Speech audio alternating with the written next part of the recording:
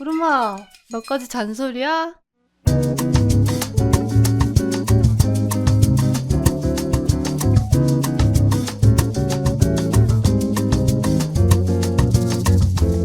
두말하면 잔소리지. 두 장. 안녕하세요. 여기는 두말하면 잔소리. 저는 햄튜브고요. 저는 서루케입니다. 오늘도 지난 화에 이어서 무서운 괴담 읽기를 해보려고 왔습니다. 이선님의 사연이고요. 저희 집은 불교를 믿고 있습니다. 그날은 평소에 가던 절이 아닌 좀 더 규모가 큰 절에 가게 됐습니다. 이름도 있는 절로 발굴된 부처 석상도 모셔있는 명망 있는 절이라고 합니다. 그리고 가족들이 절에 인사를 다 드리고 집으로 돌아가게 된 그날 밤 꿈을 꾸었습니다. 꿈에서 갔다 온 절에 제가 서 있었고 바로 앞에 웬 긴 머리에 산발을 한 여자가 서 있었습니다. 여자는 눈알이 없는 텅 빈 큰 검은 구멍에 자꾸만 저를 노려보며 저에게 계속 소리를 지르면서 저를 어디로 끌고 가려고 했습니다. 한참 썽을 내며 저를 끌고 가려고 하던 그 여자는 제 오른쪽 손목을 긁으면서 이거만 없었어도 를 지르면서 제 오른 손목을 손톱으로 3개 벅벅벅 긁었습니다. 그리고 꿈에서 깨고 저는 너무나도 생생하고 괜히 얼얼한 느낌이 드는 제 손목을 보면서 웬 재수없는 꿈을 다 꾸네 하고 저는 꿈속 여자가 왜 그 얘기를 했는지 알게 됐습니다. 제 오른손에 차있던 염주 팔찌를요. 참고로 제 팔찌는 시중에서 파는 게 아니라 그 다니던 절에서 새로운 관세음보살 탱화를 올릴 때 행사를 하는데 그때 올린 구슬로 만든 염주입니다. 할머니께서 꼭 차고 다니라고 해서 차고 다니는 팔찌입니다. 그래서 그때 절에서 따라온 그 존재를 이 팔찌가 막아주었구나 했습니다. 이런 무서운 사연입니다. 근데 너무 아까 이것만 없었어도 할 때 마이크를 들고 머리 스타일도 그러니까 락커 같은 이거만 없었어도 예 거리의 시인들 부르던 그때가 생각나면서 제가 무서운 얘기를 무섭게 못 읽는 그런 병이 있어가지고 걸렸어요? 죄송합니다. 90세 박춘식 할아범의 이야기입니다. 제가 고등학생이던 당시 겪은 일입니다. 지금 살고 있는 집에 처음 왔을 때부터 몇 가지 문제가 있었습니다. 혼자 있을 때 알람 시계가 울린다든지 집 위에는 발 디딜 곳이 없는데도 발걸음 소리가 들린다거나 누군가가 항상 집에 있는 것 같은 인기척이 들었습니다. 처음엔 무서웠는데 사실 이 집을 사려고 대출을 받으셔서 다른 곳으로 옮기지도 못했었고 이런 일들이 대수롭지 않게 여기시고 밤늦게 핸드폰에서 그런 거야! 일찍 자고 일찍 일어나! 라는 잔소리만 들었습니다. 그렇게 이 집에서 오래 살게 되었고 사소한 문제들에 익숙해질 때쯤 사건이 하나 생겼습니다. 제가 고등학교를 언니와 같은 곳에 가게 되었는데요. 고등학교에 입학하고 몇 달이 지나자 제 침대 머리맡에서 노크 소리가 들리기 시작했습니다. 아니 어떤 사람이 친구야 일찍 자고 일찍 일어나 채팅 보지 마. 친구라는 댓글을 봐서 잠깐 제가 감흥이 깨졌거든요. 그래서 넘기겠습니다.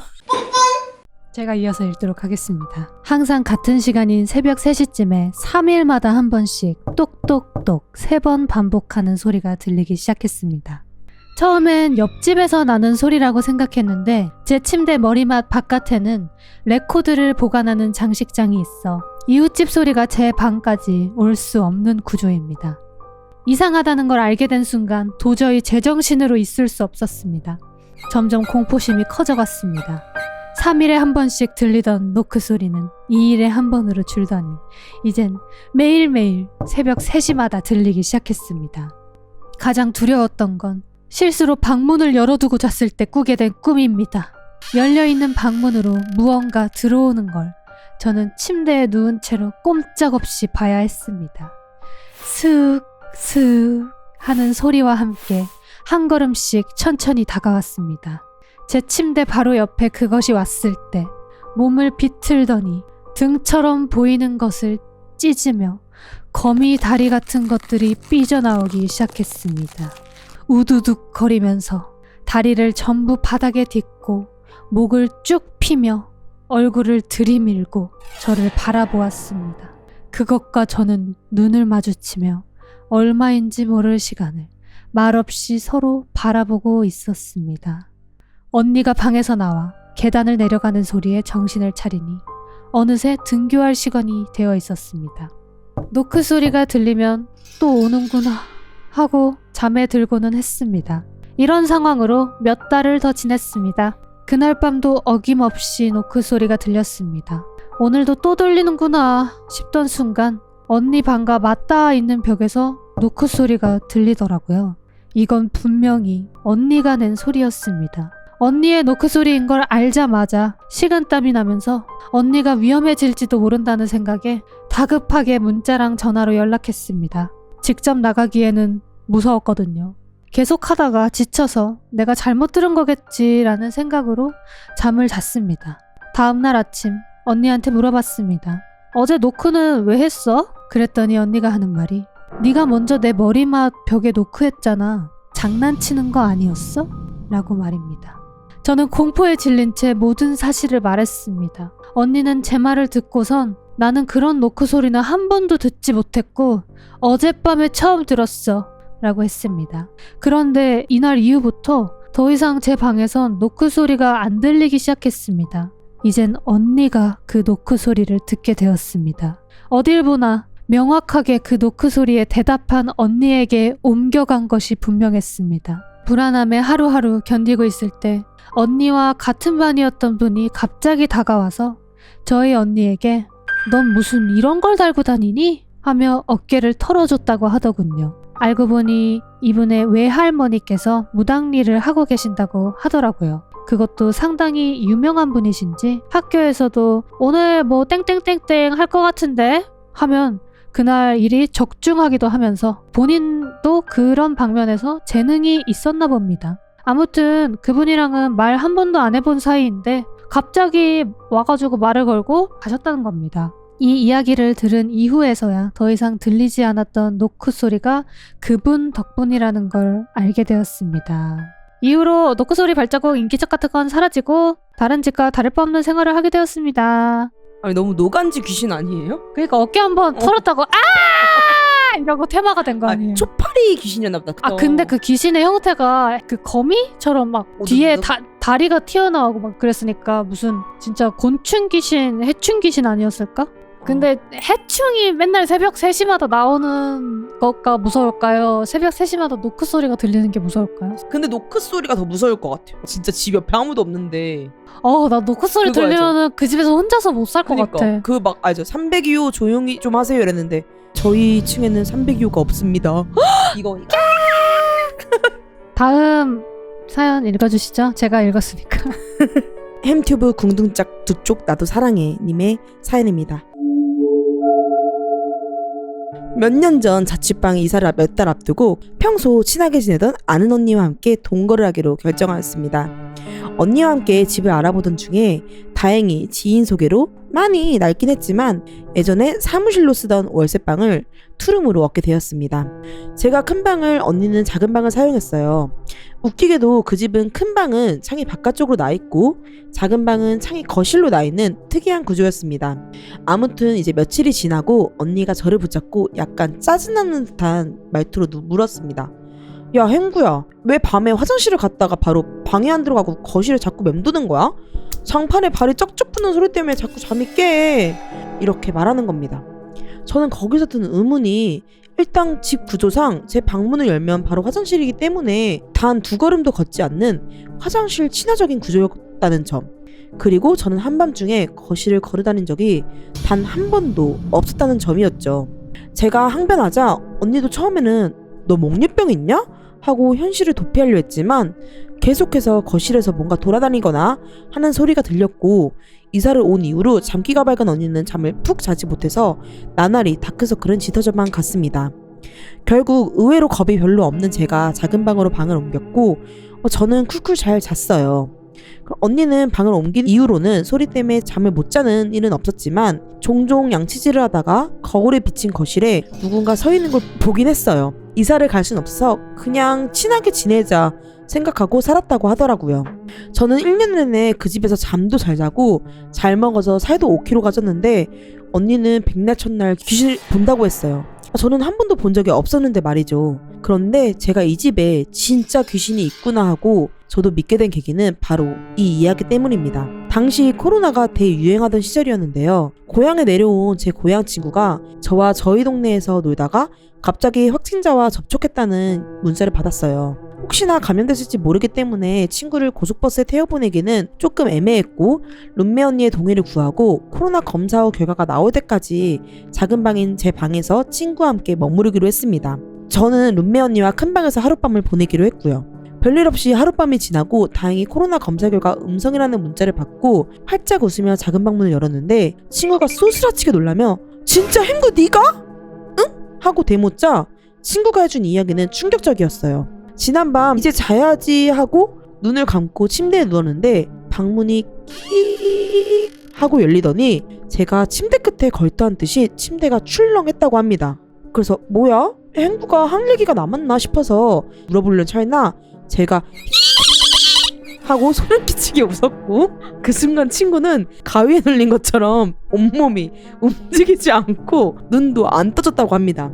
약간 대자로 뻗은 상태로 가위에 눌렸는데 제가 그 후부터는 침대 위를 친구 몸만 요리조리 피하면서 폴짝폴짝 뛰어다니면서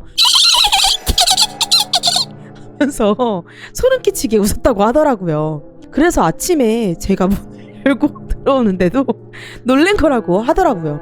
저는 자꾸만 저 외에 다른 사람들이 작은 방에서 이런 일을 겪는 걸 보고 이 집 작은 방에 뭔가 있구나 하는 생각이 그때부터 들었어요. 그 후부터는 방 계약이 끝날 때까지 큰 방에서 언니와 둘이 원룸 같은 투룸 생활을 했답니다. 근데 놀랍게도 이 행구는 못 봤잖아요. 작은 방에서 그냥 쿨쿨 잘 잤잖아요. 근데 조금 무서운 게 이 행구가 살이 5kg가 쪘다 했잖아요. 근데 그 썰 알아요? 평소에 식욕이 없던 사람이 장례식에 가면 엄청나게 먹는 경우가 있대요. 밥을. 왜? 귀신 들려서. 그 죽은 사람이 들어와서 밥을 먹는 거래. 그러면은 그 큰 언니는 자기가 골려주는 인간으로 쓰고 지금 행구는 식판으로 쓴 거네? 식판? 네. 나의 밥줄로. 밥줄? 네. 갑자기 그 생각이 조금 들었어요. 그리고 웃음소리를 왜 이렇게 잘 내요? 지금 채팅창에 어떤 분이 루케님 저 육개장 3그릇 먹어서 가족들이 놀랐는데 전 기억이 안 난 적이 있어요. 맞아. 진짜 그런 적이 있대요. 다음 핑크색인 줄 사연 알았어요. 읽어보도록 하겠습니다. 닉네임이 아이 6개인 분의 사연입니다. 저희 집은 어렸을 때 정말 찢어지게 가난해서 동네에서 가장 허름한 누가 보면 폐가인 줄 아는 작은 아파트에서 살았어요. 정말 음산한 아파트였답니다. 오늘은 그 어린 시절에 제가 이 아파트에서 겪었던 이상한 일들에 대해 이야기해볼까 합니다. 1. 어린 아이. 전 이 아파트에서 대략 8살 때쯤에 이사를 왔는데요. 아파트 뒤편에는 작은 놀이터도 하나 있었는데 어린 시절부터 상상력이 풍부한 오타쿠였던 저는 그 놀이터에서 친구들과 함께 연극을 하듯 애니메이션을 따라하면서 놀았답니다. 주로 포켓몬스터를 따라해서 친구와는 포켓몬 놀이라고 불렀어요. 그렇게 이 집으로 이사 온 지 1년 정도가 지난 어느 날이었습니다. 여느 때처럼 포켓몬 놀이를 저녁 늦게까지 하고 집으로 돌아가던 길이었어요. 마침 엘리베이터가 1층에 딱 서 있어서 아싸 개꿀 하면서 버튼을 누르고 엘리베이터를 탔죠. 근데 엘베에 저랑 비슷한 또래의 어린 여자아이가 한 명 타 있는 거예요. 저를 등지고서요. 그냥 같이 탄 사람이겠거니 하고 집층을 누르고 집에 도착했어요. 그런데 집에 와서 생각해보니 좀 이상한 거예요. 이 아파트는 총 10층까지 있고 저희 집이 9층이라서 10층에 사는 사람이 아니고서야는 저보다 늦게 내릴 수가 없었거든요. 근데 그 아이는 제가 9층에서 내릴 때까지도 내리지 않는 거였어요. 그리고 그 어떤 층의 버튼도 누르지 않았고요. 이 아파트에는 지하가 없어요. 근데 1층에 서 있던 엘리베이터였는데 그 아이는 저보다 어떻게 먼저 타고 있었던 걸까요? 그냥 우연이겠거니 내가 너무 이상한 쪽으로 생각한 거겠지? 하면서 애써 무서운 생각을 떨쳐버리고 저는 TV에서 제일 좋아하는 만화책을 틀어놓고 잠을 청했어요. 아버지는 일 때문에 2, 3일에 한 번씩 집에 들어오셨고 어머니도 자영업자여서 밤 11시가 넘어서야 집에 들어오셨기 때문에 거의 혼자서 자야 했던 저는 너무 무서우니까 매번 이렇게 테레비를 켜놓은 채로 잠을 잤답니다. 지금 생각해보면 아마 그때 가위에 눌렸었던 것 같아요. 내가 잠들어 있진 않는 것 같은데 하고 느껴지는데 눈은 안 떠지고 귀에는 치치치치치치 하는 TV의 노이즈 소리가 유독 크게 들렸어요. 아시는 분들은 아시겠지만 옛날의 만화 채널들은 보통 새벽 5시까지 계속 방송에 나오고 새벽 5시 15분쯤에 애국가가 나오면서 또 다시 방송이 시작됐답니다. 노이즈 소리가 들릴 일이 어지간해서는 없었다는 거죠. 그런데 이게 뭐지? 하고 생각하고 있을 때쯤 머리맡에서 하는 아이의 웃음소리가 들렸어요. 그리고 아주 작게 뼈를 꺾는 듯한 두두두두두두두두 하는 소리도 함께 들렸죠. 그 소리는 제 머리밭에서 천천히 아주 조금씩 가까워졌어요. 하면서 귀가 아플 정도로 웃어댔어요. 너무 무서워서 착각한 건지 모르겠지만 그 웃음소리가 가까워졌을 때 TV의 노이즈 소리도 점점 커졌던 것 같아요. 그렇게 정신을 잃은 건지 다시 잠에 든 건지 모르게 아침이 됐고 전 그날 이불에 아주 큰 지도를 그려놨게 되었죠. 이 포켓몬 놀이. 그날 이후로 저는 가위에 아주 잘 눌리고 밤마다 이불에 지도를 그리는 아이가 되었어요. 그리고 집에서 혼자 자는 게 너무 무서워져서 어머니가 운영하는 가게에서 퇴근할 때까지 기다렸다가 함께 집에 들어가곤 했습니다. 어머니와 함께 자면 좀 덜 무섭고 가위도 안 눌렸거든요. 그러던 어느 날 어머니가 동창 모임이 있다고 집을 비우셔야 할 일이 생긴 거예요. 엄마는 이제 급하게 외할머니를 집으로 부르셨어요. 어쩔 수 없는 일이고 할머니가 계시니까 괜찮겠지? 하는 생각으로 전 할머니 옆에서 잠을 청했습니다. 그런데 아니나 다를까 저는 또 가위에 눌렸어요. 이번에도 킥킥대며 웃는 그 어린아이 소리가 들리는 거예요. 근데 이번에는 조금 달랐던 게 제 옆으로 쓱 다가왔어요. 그리고 제 귀에 대고 같은 말을 반복하는데 처음에는 무슨 말인지 못 알아들었어요. 이런 식으로 뭉개져서 들렸고 그때도 TV 노이즈 소리가 겹쳐서 들렸거든요. 근데 점점 그 목소리가 또렷해지더니 어느 순간 정확하게 들리기 시작했어요. 나랑 포켓몬 놀이 하자. 나랑 포켓몬 놀이 하자. 나랑 포켓몬 놀이 하자. 정말 숨도 쉬지 않고 하나의 감정도 하나의 운율도 없는 기계 같은 말투로 저 말을 계속해서 반복했어요. 그날도 제가 기절을 한 건지 다시 잠에 든 건지 모르게 또 아침이 되었고 전 그날부터 3일간 엄청난 고열 감기를 앓았답니다. 그 집에서 또 시간이 지나고 명절날이었는데 저희 친가 쪽에 신내림을 받으신 고모가 계셨거든요. 저희 집에 처음 와보고는 이거 당장 내다버려! 태워버려! 하면서 화를 내시는 거예요. 지금 그 봉 위에 어린애가 거꾸로 매달려서 너희만 뚫어져라 쳐다보고 있다고요. 내가 집에 들어왔을 때부터 자기한테 눈길도 안 주고 너희들만 쭉 쳐다보고 있다고요. 그 자리에서 저는 부모님께 내가 그동안 악몽 꾼다고 하지 않았냐고 하면서 엄청 서럽게 울었고 그 옷걸이는 고모에게 맡겨서 불태워버렸답니다. 그날 이후로 저는 거짓말처럼 가위에 한 번도 눌리지 않았고 이불에 지도를 그리는 일도 없었어요. 전 그 집에서 나름 행복하게 지냈고 지금은 집안 사정이 괜찮아서 금방 이사를 갔답니다. 정말 오싹오싹하네요.